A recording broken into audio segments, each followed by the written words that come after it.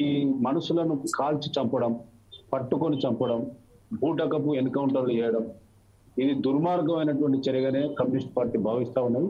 కనుక చర్చలు ప్రధానం. ఇవాళ అంశం వచ్చినది, వాళ్ళు ఒకటికి 4 సార్లు 5 సార్లు భారత ప్రభుత్వానికి అప్పీల్ చేసినారు. మేము చర్చలకు సిద్ధం అంటున్నటువంటి ఈ సందర్భంలో అసలు చర్చలు జరపడానికి భారత ప్రభుత్వం ఎందుకు భయపడాల్సి వస్తాను? ఒకటి. రెండోది, వాళ్ళని చంపిన తర్వాత వాళ్ళకు సంబంధించిన శవాలను కూడా కుటుంబాలకు ఇవ్వడానికి ఎందుకండి ధైర్యం లేని ప్రభుత్వం? వివిధ రాష్ట్రాలలో వివిధ పరిస్థితులు ఉన్నాయి, ప్రజలు ఎదుర్కొంటున్నటువంటి సమస్యలు.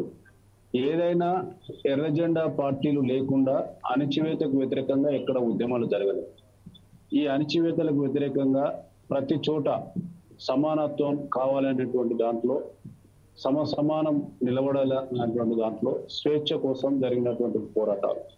ఈ ఉద్యమ నేపథ్యంలో కమ్యూనిస్టు భావజాలం కానీ కమ్యూనిస్టు పార్టీల మధ్యలో కొంత ఐక్యత లేకపోవడం వాస్తవం అయినప్పటికీ దేశవ్యాప్తంగా కమ్యూనిస్టు పార్టీలకు సంబంధించిన దాడులు జరుగుతున్నటువంటి నేపథ్యంలో తప్పనిసరిగా ఐక్యమై ఉద్యమించాల్సినటువంటి అవసరం ఆసన్నమైంది. ఆ వైపున ఆలోచన చేస్తా ఉన్నాం.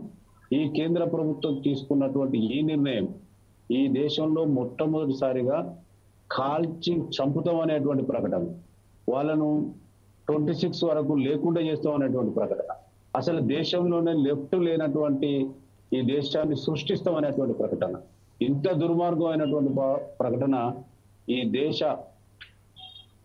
ఏదైతే బాధ్యతలలో ఉండి ప్రభుత్వ హోదాలలో ఉండి ప్రజాస్వామ్యయుతంగా ఎన్నుకోబడినటువంటి ప్రభుత్వం